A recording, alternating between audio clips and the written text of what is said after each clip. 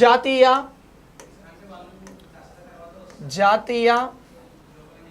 సామాజిక సహాయ పథకం అని చెప్పేసి మాట్లాడుతూ ఉన్నాం.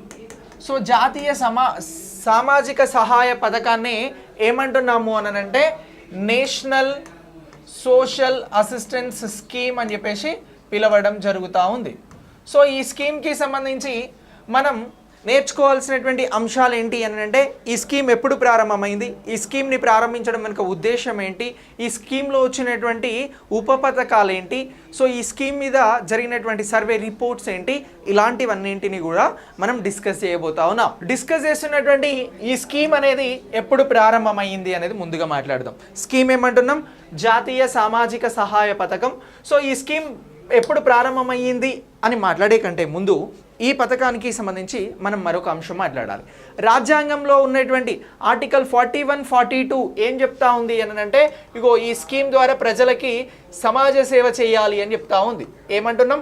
రాజ్యాంగంలో ఉన్నటువంటి ఆర్టికల్స్, సో రాజ్యాంగానికి సంబంధించినటువంటి ఆర్టికల్స్ ఏమంటున్నాం? 41, 42.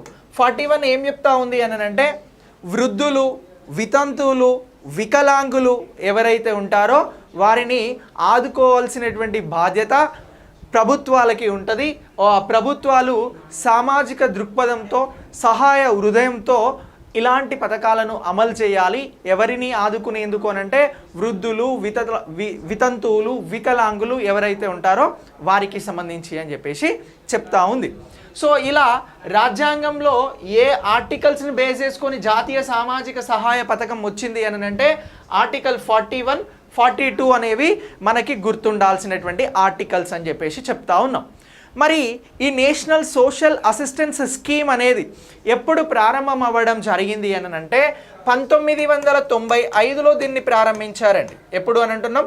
1995 ఆగస్ట్ 15న ఈ నేషనల్ సోషల్ అసిస్టెన్స్ స్కీమ్ అనేది ప్రారంభించడం జరిగింది. సో 1995 ఆగస్టు 15న ఏ స్కీమ్ ప్రారంభమైంది అని అంటున్నాం? నేషనల్ సోషల్ అసిస్టెన్స్ స్కీమ్, జాతీయ సామాజిక సహాయ పథకం అని అంటున్నాం. సో మరి ఈ పథకానికి సంబంధించి ఎవరెవరికి ఈ పథకం అనేది అప్లికేబుల్ అవుతుంది అని అంటే ఈ పథకం ద్వారా ఎవరైతే వృద్ధులు, వికలాంగులు, అలాగే వితంతువులు, సో ఇలాంటి వారు ఉన్నారో వీరందరికీ కూడా ఈ పథకం అనేది ఆర్థికంగా, సామాజికంగా భద్రతను అందించడం జరుగుతూ ఉంది. ఏ భద్రతను అందిస్తూ ఉంది అని అంటున్నాం?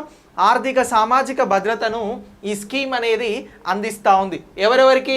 వృద్ధులకి, వికలాంగులకి, వితంతువులకి, ఇతర అణగారిన వర్గాలు ఎవరైతే ఉంటారో BPL బిలో పావర్టీ లైన్ కింద ఉండి చాలా దుర్భర జీవితాన్ని అనుభవించేటువంటి వారికి సంబంధించి ఈ పథకం అనేది సపోర్ట్ చేస్తూ ఉన్నది. సో మరి ఈ పథకానికి సంబంధించి 1995లో స్టార్ట్ అయినటువంటి ఈ పథకానికి మరొక 5 ఉప పథకాలు ఉన్నాయండి. ఎన్ని అని అంటున్నాం? సబ్ స్కీమ్స్ వచ్చి 5 ఉప పథకాలు ఉన్నాయి. ఎన్ని అని అంటున్నాం? 5 ఉప పథకాలు అనేవి ఉన్నాయి అని అంటున్నాం. ఎన్ని అని అంటున్నాం? 5 ఉప పథకాలు ఉన్నాయి.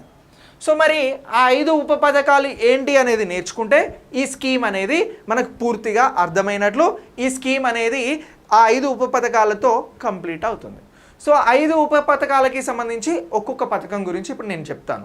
ఇవన్నీ కూడా ఇప్పుడు చెప్పబోయేటువంటి 5 సబ్ స్కీమ్స్, 5 సబ్ స్కీమ్స్ ఏ పథకంలో భాగంగా అమలవుతున్నాయి అని అంటే జాతీయ సామాజిక సహాయ పథకం అని అంటున్నాం. రాజ్యాంగంలో ఈ పథకం గురించి ఏ ఆర్టికల్ చెప్తా ఉంది, ఏ ఆర్టికల్స్ని బేస్ చేసుకొని ఈ పథకాన్ని స్టార్ట్ చేసిర్రు అని అంటే ఆర్టికల్ 41, 42 అని అంటున్నాం. స్కీమ్ ఎప్పుడు ప్రారంభమైంది అని అంటున్నాం? 1995 ఆగస్టు 15 అంటున్నాం. ఈ పథకం ఎవరి కోసం పనిచేస్తూ ఉంది? వృద్ధులు, వికలాంగులు, వితంతువులు, అణగారిన వర్గాలకి సంబంధించినటువంటి వారికి ఆర్థిక సామాజిక భద్రతను ఇచ్చేందుకు ఈ పథకం పనిచేస్తూ ఉంది. సో మరి ఇందులో ఉన్నటువంటి 5 సబ్ ప్లాన్స్కి సంబంధించి ఫస్ట్ది ఏమంటున్నాము అని అంటే Indira Gandhi national old age pension scheme అని చెప్పేసి మాట్లాడుతూ ఉన్నాం. ఏమంటున్నాం? Indira Gandhi national old age pension scheme అని చెప్పేసి చెప్తా ఉన్నాం. సో 5 పథకాలు ఉంటాయి అని అన్నాం కదా, ఆ 5 పథకాల గురించి ఒకసారి ఇప్పుడు మాట్లాడదాం.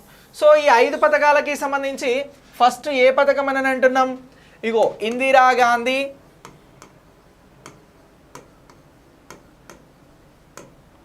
ఇందిరాగాంధీ జాతీయ వృద్ధాప్య పెన్షన్. సో ఇది పెన్షన్ స్కీమ్ పథకం లేదా. సో 5 ఉప పథకాలలో ఈ జాతీయ సామాజిక సహాయ పథకంలో ఒక సబ్ ప్లాన్గా కొనసాగుతున్నదే ఇందిరాగాంధీ జాతీయ వృద్ధాప్య పెన్షన్ పథకం అని చెప్పేసి మాట్లాడుతూ ఉన్నాం. సో ఇది ఈ పథకం పేరు చెప్పగానే మీకు ఈజీగా అర్థమవుతుంది. వృద్ధులకి సంబంధించి ఆర్థిక భరోసాను కల్పించేందుకు, పెన్షన్ను అందించేందుకు ఈ స్కీమ్ని ప్రారంభించడం జరిగింది. ఈ 1995లో ప్రారంభమైనటువంటి ఈ జాతీయ సామాజిక సహాయ పథకంలో భాగంగా ఈ పథకాన్ని ఎప్పుడు ప్రారంభించారు అని అంటే 2007లో ప్రారంభించడం జరిగింది అని అంటున్నాం. ఏమంటున్నాం? 2007లో ఈ పథకాన్ని, ఏ పథకం? ఇందిరాగాంధీ జాతీయ వృద్ధాప్య పెన్షన్ పథకాన్ని ప్రారంభించారు అని చెప్పేసి గుర్తుంచుకోవాలి. మరి ఈ స్కీమ్ని ప్రారంభించినప్పుడు ఈ స్కీమ్కి సంబంధించి ఎవరికి, ఏ వృద్ధులకి పెన్షన్ ఇవ్వాలి అని అనుకున్నారు అని అంటే బీపీఎల్లో ఉన్నటువంటి వారికి సంబంధించి, ఏమంటున్నాం? బిలో పావర్టీ లైన్కి సంబంధించినటువంటి వృద్ధులకి పెన్షన్ని అందించాలి అని చెప్పేసి ఈ పథకంలో భాగంగా గుర్తించడం జరిగింది. సో ఎవరికి పెన్షన్ ఇస్తారు? బీపీఎల్లో ఉన్నటువంటి వృద్ధులకి పెన్షన్ ఇస్తారు అని అంటున్నాం. సో మరి ఈ పెన్షన్ అనేది మొదటగా ఎన్ని సంవత్సరాల వరకు ఉన్నటువంటి వారికి ఇచ్చినారు అని అంటే 60 సంవత్సరాలకి సంబంధించినటువంటి ఏజ్ గ్రూప్కి ఇవ్వడం జరిగింది. దీని తర్వాత ఏం చేసినారు అని అంటే 79 సంవత్సరాల ఏజ్ గ్రూప్కి కూడా పెన్షన్ని పెంచడం జరిగింది. ఎన్ని సంవత్సరాల వరకు అని అంటున్నాం? 79 సంవత్సరాల వరకు. ఎంత పెన్షన్ని అందించారు అని అంటే 300 రూపాయల పెన్షన్ ఇచ్చారండి. ఎంత అని అంటున్నాం?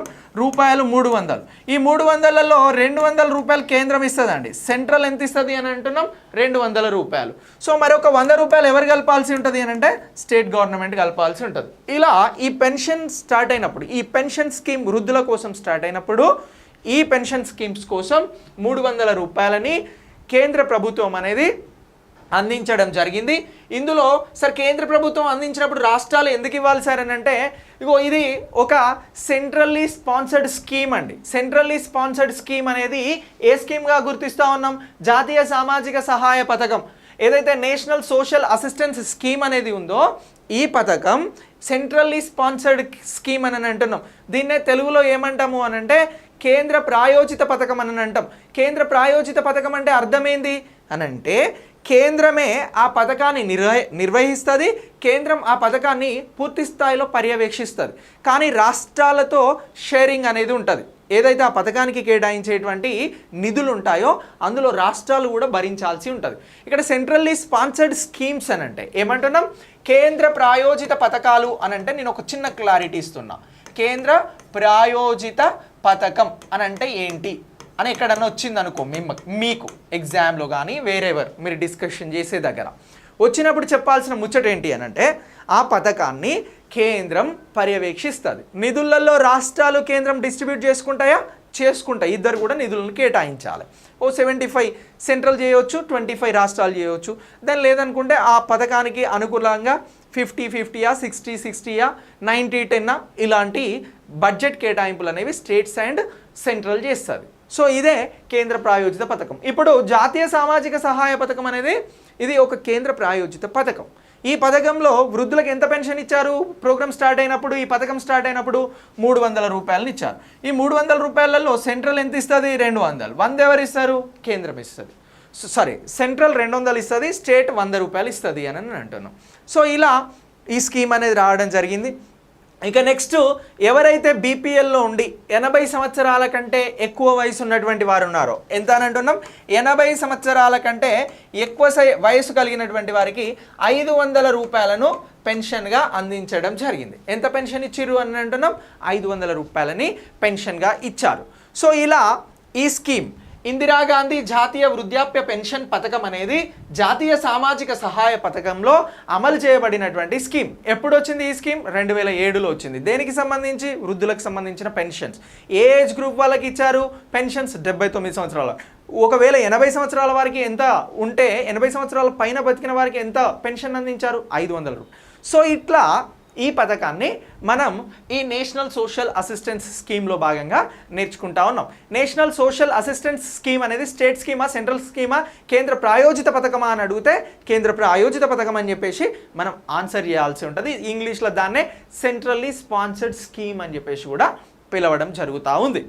సో ఇక నెక్స్ట్ దీని తర్వాత మనం మాట్లాడిపోయేటువంటి మరొక సబ్ పథకం ఏంటి, సబ్ స్కీమ్ ఏంటి అని అంటే ఇందిరాగాంధీ జాతీయ వితంతు పెన్షన్ స్కీమ్. ఏమంటున్నాం? ఇక సేమ్ మళ్ళీ ఇందిరాగాంధీ అనేటువంటి పేరు కామన్గా ఉంటుంది. సో ఇప్పుడు వృద్ధాప్య పెన్షన్స్ కాకుండా వితంతు పెన్షన్స్ అని అంటున్నాం. ఏమంటున్నాం? వృద్ధాప్య పెన్షన్ అని కాకుండా వితంతు పెన్షన్ అని చెప్పేసి పిలుస్తూ ఉన్నాం. ఏమంటున్నాం? ఇగో రెండవ సబ్ స్కీమ్ ఏంటి అని అంటే వృద్ధాప్య ప్లేస్లో జస్ట్ మీరు ఏం పెట్టాలి అని అంటే వితంతు అని చెప్పేసి పెట్టాలి. ఏమంటున్నాం? వితంతు స్కీమ్ అని చెప్పేసి మాట్లాడుతూ ఉన్నాం. సో మరి ఇప్పుడు ఇందిరాగాంధీ జాతీయ వితంతు పెన్షన్ పథకం అనేది ఏ పథకంలో భాగంగా ప్రారంభించడం జరిగింది అనంటే నేషనల్ సోషల్ అసిస్టెన్స్ స్కీమ్, అదే జాతీయ సామాజిక సహాయ పథకంలో భాగంగా దీన్ని ప్రారంభించడం జరిగింది. ఎప్పుడు ప్రారంభించారు సార్ వితంతువులకి సంబంధించినటువంటి ఈ స్కీమ్ని అని అంటే 2009లో ప్రారంభించారు. ఎప్పుడు అని అంటున్నాం? 2009లో ఈ స్కీమ్ని ప్రారంభించారు అని చెప్పేసి గుర్తుంచుకోవాలి.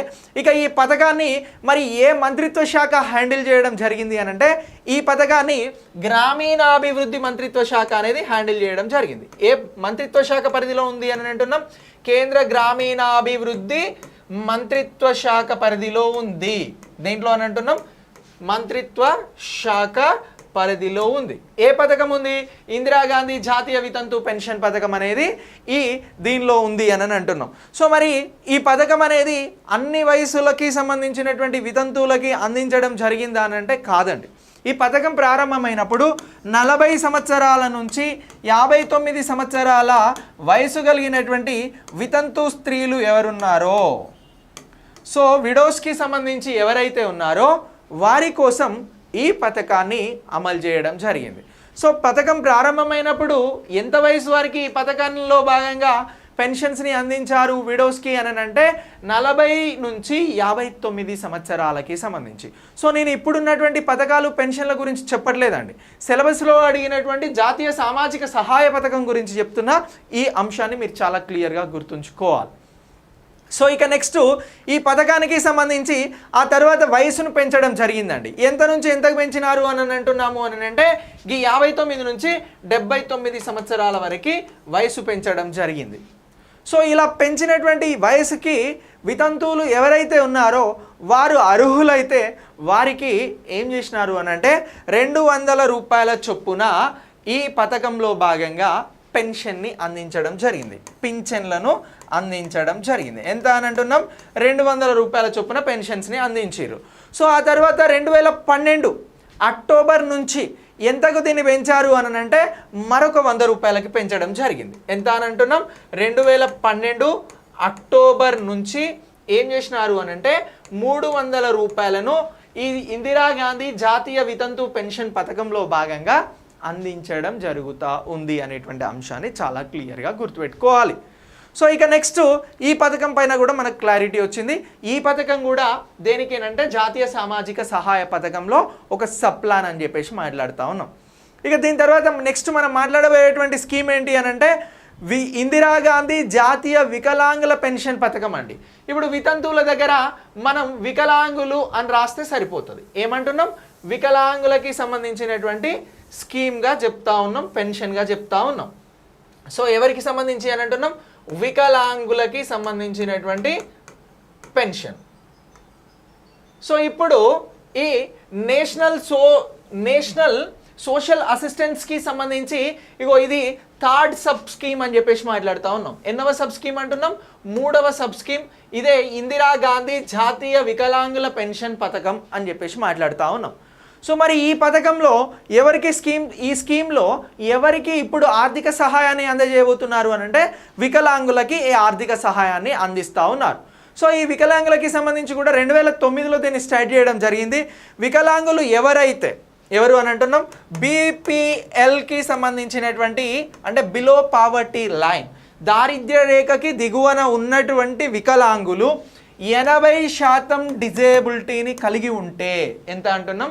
80% అంగవైకల్యాన్ని కలిగి ఉంటే వారికి పెన్షన్ అందజేస్తాము అని చెప్పేసి ఈ స్కీమ్ని ప్రారంభించడం జరిగింది అని అంటున్నాం. సో మరి ఈ స్కీమ్కి ఏ వయసు నుంచి ఉన్నటువంటి వికలాంగులు అర్హులు అని అంటే, ఎలిజిబిలిటీ క్రైటీరియా 18 సంవత్సరాల నుంచి ఎవరైతే వయసు కలిగి ఉంటారో వారందరికీ కూడా ఈ పథకం అనేది వర్తిస్తుంది అని చెప్పేసి ఈ పథకం ప్రారంభించినప్పుడు చెప్పారు. ఈ పథకాన్ని ఏ పథకంలో భాగంగా ప్రారంభించారు అని అంటున్నాం? జాతీయ సామాజిక సహాయ పథకంలో భాగంగా ప్రారంభించడం జరిగింది. మరి ఇలా ఈ స్కీమ్లో, ఈ పెన్షన్లో ఎంత పెన్షన్ వికలాంగులకి అందించారు అని అంటే ప్రతి నెల 300 రూపాయలని అందించడం జరిగింది. ఎప్పుడు అని అంటున్నాం? 2009 ఆ సమయంలో ఇది జరిగింది అని అంటున్నాం. సో ఇక దీని తర్వాత 4వ సబ్ స్కీమ్ గురించి చెప్తా. ఇది కూడా నేషనల్ సోషల్ అసిస్టెన్స్ స్కీమ్లో భాగంగా కొనసాగుతున్నటువంటి పథకం. ఆ పథకం ఏమంటున్నాం మనం? ఇగో ఇక్కడ ఇప్పుడు ఏమంటున్నాము అని అంటే జాతీయ కుటుంబ ప్రయోజన పథకం అని చెప్పేసి మాట్లాడుతూ ఉన్నాం. ఏమంటున్నాం? సో ఇప్పుడు 3 పథకాలు కూడా ఇందిరాగాంధీ పేరుతోటి వచ్చినాయి. ఒకటేమో జాతీయ వృద్ధాప్య పెన్షన్లు, మరొకటేమో జాతీయ వితంతువులకి సంబంధించినటువంటి పెన్షన్లు, మరొకటేమో జాతీయ వికలాంగులకి సంబంధించినటువంటి పెన్షన్లు. ఈ మూడింటి ముందు కూడా కామన్గా ఉన్నటువంటి నేమ్ ఏమంటున్నాం? ఇందిరాగాంధీ గారి నేమ్. భారత మాజీ ప్రధానిగా చేసినటువంటి ఇందిరాగాంధీ పేరుతో కాంగ్రెస్ గవర్నమెంట్ యూపీఏ హయాంలో ఈ స్కీమ్ని తీసుకురావడం జరిగింది. ఎప్పుడు స్టార్ట్ అయింది ఈ స్కీమ్ అని అంటే, ఇగో ఈ మెయిన్ స్కీమ్ వచ్చి 1995లో స్టార్ట్ అయింది. ఈ స్కీమ్లో భాగంగా సబ్ స్కీమ్స్గా ఇవన్నీ కూడా 2009, 2007 అని చెప్పేసి మనం మాట్లాడుతూ ఉన్నాం. సో ఇప్పుడు నెక్స్ట్ ఏమంటున్నాము అని అంటే జాతీయ కుటుంబ ప్రయోజన పథకం అని అంటున్నాం. సో ఇప్పుడు నేషనల్ ఫ్యామిలీ బెనిఫిట్ స్కీమ్ అని అంటున్నాం. ఏమంటున్నాం? National family benefit scheme. So దీన్ని ఏమంటున్నాం? జాతీయ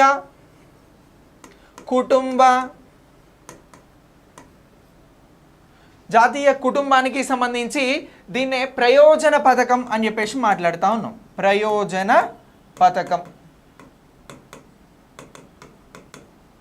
సో ఈ పథకాన్ని ఎందుకోసం తీసుకొచ్చిర్రు అని అంటే, ఏదైనా ఒక కుటుంబంలో ఆ కుటుంబ పెద్ద మరణించినప్పుడు ఆ కుటుంబానికి ఆర్థిక సహాయం అందించేందుకోసం ఈ పథకాన్ని తీసుకురావడం జరిగింది. సింపుల్. ఎవరైనా బిలో పావర్టీ లైన్లో ఉండి ఆ కుటుంబానికి సంబంధించినటువంటి ప్రధాన పోషకుల్ని కోల్పోయినప్పుడు ఆ కుటుంబానికి ఆర్థిక సహాయం అందించేటువంటి స్కీమే జాతీయ కుటుంబ ప్రయోజన పథకం, నేషనల్ ఫ్యామిలీ బెనిఫిట్ స్కీమ్ అని చెప్పేసి మాట్లాడుతూ ఉన్నాం. సో మరి ఈ స్కీమ్లో భాగంగా ఎన్ని రూపాయలను అందిస్తూ ఉన్నారు అని అంటే 20,000 రూపాయలని అందిస్తూ ఉన్నారు. బీపీఎల్ కుటుంబాలకి సంబంధించి చనిపోయినటువంటి కుటుంబ పెద్దను కోల్పోయినప్పుడు ఎంత అని అంటున్నాం? 20,000 రూపాయలను ఆర్థిక సహాయంగా అందించడం జరుగుతూ ఉంది. ఇదే ఈ నేషనల్ ఫ్యామిలీ బెనిఫిట్ స్కీమ్ అని అంటున్నాం.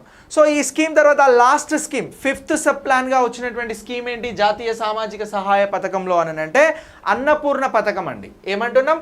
అన్నపూర్ణ పథకం అని చెప్పేసి మాట్లాడుతూ ఉన్నాం. సో ఇప్పుడు అన్నపూర్ణ పథకం గురించి చెప్పుకుంటే మనకు సబ్ ప్లాన్స్ అన్ని, సబ్ స్కీమ్స్ అన్నీ కూడా అయిపోయినట్లే. ఏమంటున్నాం? అన్నపూర్ణ పథకం. సో ఇప్పుడు ఈ అన్నపూర్ణ పథకం అనేది ఎందుకు వచ్చింది, దీని కథ ఏంది అనేది ఒకసారి మాట్లాడదాం.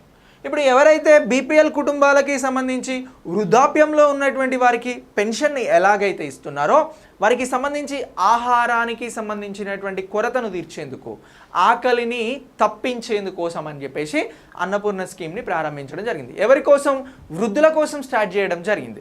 సో ఈ అన్నపూర్ణ స్కీమ్ అనేది ఎప్పుడు స్టార్ట్ అయింది అని అంటే 2000 సంవత్సరంలోనే స్టార్ట్ అయిందండి. ఎప్పుడు అని అంటున్నాం? 2000 సంవత్సరంలో 2000 ఇయర్లో ఈ స్కీమ్ అనేది స్టార్ట్ అయింది. ఏ ప్రోగ్రాంలో భాగంగా స్టార్ట్ అయింది? జాతీయ సామాజిక సహాయ పథకంలో భాగంగా అన్నపూర్ణ పథకం అనేది ప్రారంభమైంది, అంటే పెన్షన్ల కంటే ముందు. సో ఇలా ఇస్తున్నటువంటి ఈ పథకానికి సంబంధించి ఈ పథకంలో భాగంగా వీరికి ఏమి ఇస్తూ ఉన్నారంటే 10 కేజీల రైస్ కానీ గోధుమ కానీ ఆయా ప్రాంతాలలో తినేటువంటి ఫుడ్ని ప్రభుత్వం రేషన్ రూపంలో అందించడం జరుగుతూ ఉంది. సో ఈ స్కీమ్నే మనం ఏమంటున్నాము అని అంటే అన్నపూర్ణ పథకం అని చెప్పేసి అంటా ఉన్నాం. సో మరి ఇలా జాతీయ సామాజిక సహాయ పథకంలో భాగంగా అమలవుతున్నటువంటి ఈ స్కీమ్స్కి సబ్ ప్లాన్స్గా 5 పథకాలను డిస్కస్ చేసినాం. ఏమేమి డిస్కస్ చేసినాం? ఒకటి ఇందిరాగాంధీ జాతీయ వృద్ధాప్య పెన్షన్ పథకం, రెండవది ఇందిరాగాంధీ జాతీయ వితంతు పెన్షన్ పథకం, మూడవది ఇందిరాగాంధీ జాతీయ వికలాంగుల పెన్షన్, అలాగే నాలుగవది నేషనల్ ఫ్యామిలీ బెనిఫిట్ స్కీమ్, ఐదవది అన్నపూర్ణ పథకం. ఈ పథకాలని ఏ పథకంలో భాగంగా వచ్చినాయి అని అంటున్నాం? జాతీయ సామాజిక సహాయ పథకం. ఈ పథకం ఎప్పుడు స్టార్ట్ అయింది? మెయిన్ పథకం 1995లోనే ప్రారంభం కావడం జరిగింది. ఏ ఆర్టికల్స్ని బేస్ చేసుకొని రాజ్యాంగంలో వీటిని స్టార్ట్ చేసినారు? 41, 42వ ఆర్టికల్స్ని బేస్ చేసుకొని ఈ పథకాన్ని, ప్రధానమైనటువంటి పథకాన్ని ప్రారంభించడం జరిగింది అని అంటున్నాం. మరి ఇప్పుడు అమలవుతున్నటువంటి ఈ పథకాలకి సంబంధించి ఈ సమగ్ర సామాజిక సహాయ కార్యక్రమం పైన ప్రభుత్వం ఒక నివేదికను కావాలని కోరింది. ఎప్పుడు కోరింది అని అంటే, సో ఈ 2012 వరకు ఈ పథకం అమలవుతున్నప్పుడు 2013లో నివేదికను అందించడం జరిగిందండి. ఎవరు అందించారు? ప్రభుత్వం ఏర్పాటు చేసినటువంటి టాస్క్ ఫోర్స్ అనేది ఏం చేసింది అని అంటే ఒక నివేదికని ఇచ్చింది. దేని మీద ఇచ్చింది? ఈ జాతీయ సామాజిక సహాయ పథకంలో భాగంగా అమలవుతున్నటువంటి పథకాల ద్వారా బీపీఎల్కి సంబంధించినటువంటి కుటుంబాలు బాగుపడుతున్నాయా లేదా, ఆర్థికంగా పైకొస్తున్నారా లేదా, సామాజికంగా భద్రత లభిస్తుందా లేదా రిపోర్ట్ ఇవ్వమని అడిగింది. ఎవరిని అడిగింది? కేంద్ర ప్రభుత్వం అని అంటే ఈ టాస్క్ ఫోర్స్ని అడిగింది. ఈ టాస్క్ ఫోర్స్ ఏం చేసింది అని అంటే 2013లో ఈ నేషనల్ సోషల్ అసిస్టెన్స్ స్కీమ్కి సంబంధించి ఏం చేసింది అని అంటే రిపోర్ట్ని అందజేయడం జరిగింది. ఎవరికి అందజేసింది ఈ రిపోర్ట్ని? సెంట్రల్ గవర్నమెంట్కి అందజేసింది. సో ఇలా ఈ పథకానికి సంబంధించి టాస్క్ ఫోర్స్ అనేది రిపోర్ట్ని ఇచ్చిందా లేదంటే ఎస్ ఇచ్చింది అని చెప్పాలి. ఇక నెక్స్ట్ 2014లో ఏమైంది అని అంటే national bureau of economics so ఏం చేసింది అని అంటే ఈ పథకం పైన ఒక రీసెర్చ్ చేయడం జరిగింది. ఏ పథకం పైన? నేషనల్ సోషల్ అసిస్టెన్స్ స్కీమ్ పైన 2014లో ఎవరు రీసెర్చ్ చేశారు అని అంటున్నాము అని అంటే నేషనల్ బ్యూరో ఆఫ్ ఎకనామిక్స్. ఎవరు అని అంటున్నాం? నేషనల్ బ్యూరో ఆఫ్ ఎకనామిక్స్ ఏం చేసింది అని అంటున్నాం? రీసెర్చ్ అనేది చేసింది. ఏ పథకం మీద రీసెర్చ్ చేసింది? ఇగో ఈ జాతీయ సామాజిక సహాయ పథకం కింద అమలవుతున్నటువంటి సబ్ ప్లాన్స్ను, అలాగే ఈ పథకానికి సంబంధించి భారతదేశంలో పొందుతున్నటువంటి అభివృద్ధి ఫలాలను, స్కీమ్స్కి సంబంధించినటువంటి ఇష్యూస్ని డిస్కస్ చేసినారు అని అంటున్నాం. సో ఇలా ఈ national bureau of economics research చేసినటువంటిది ఎప్పుడు దేని మీద వచ్చింది అని అంటే 2014లో జాతీయ సామాజిక సహాయ పథకము అని చెప్పేసి మనం గుర్తుంచుకోవాల్సి ఉంటుంది. ఇప్పుడు ఈ పథకానికి ఎన్ని ఉప పథకాలు ఉన్నాయి? 5 ఉప పథకాలు. ఈ జాతీయ సామాజిక సహాయ పథకం ఎప్పుడు ప్రారంభమైంది? 1995 ఆగస్టు 15. సో ఈ పథకం ఏ పథకంలో భాగంగా చూస్తూ ఉన్నాం? కేంద్ర ప్రాయోజిత పథకంగా చూస్తూ ఉన్నాం. సెంట్రల్లీ స్పాన్సర్డ్ స్కీమ్ అని అంటున్నాం.